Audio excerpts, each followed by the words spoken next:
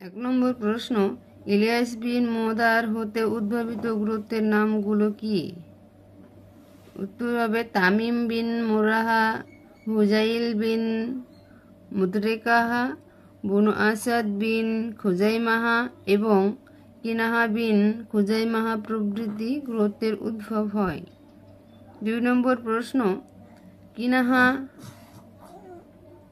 থেকে কোন গোত্রের সৃষ্টি হয়? উত্তর হবে কুরাইশ।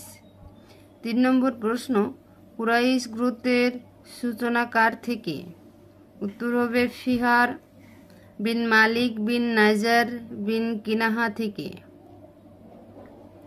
4 নম্বর প্রশ্ন, কুরাইশদের বিভিন্ন শাখা গোত্রের নাম কি?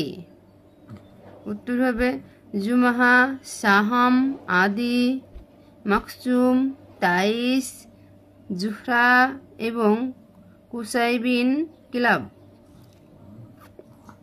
5 নম্বর প্রশ্ন, কুসাই এর থেকে উদ্ভাবিত 3টি গোত্রের নাম কি?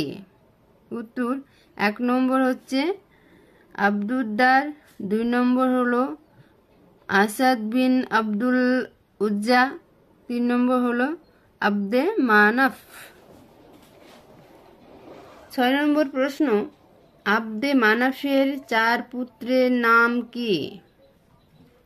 উত্তর হবে 1 নম্বর আব্দে শামাস, 2 নম্বর নৌশেল, 3 নম্বর মুত্তালিব, 4 নম্বর হাসিম। 7 নম্বর প্রশ্ন, রাসূল কোন গোত্র থেকে এসেছেন? উত্তর হবে হাসেমি থেকে। 8 নম্বর প্রশ্ন, বংশধারা সম্পর্কে রাসূল কি বলেছেন? উত্তর, আল্লাহ তাআলা ইব্রাহিম আলাইহিস সালাম এর সন্তানদের থেকে ইসমাইল আলাইহিস সালামের সন্তানদের থেকে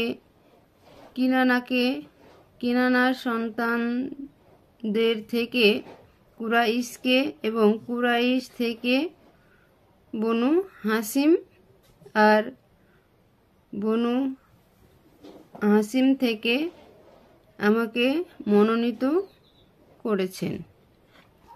9 নম্বর প্রশ্ন, বংশমর্যাদা সম্পর্কে রাসূল সাল্লাল্লাহু বক্তব্য কি?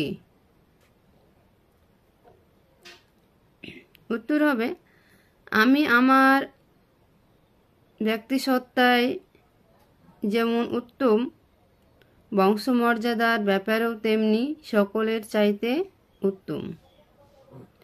10 নম্বর প্রশ্ন, বনু তাগলিব কোথায় বসতি স্থাপন করেন? উত্তর হবে ফোরাত উপদ্বীপ অঞ্চলে।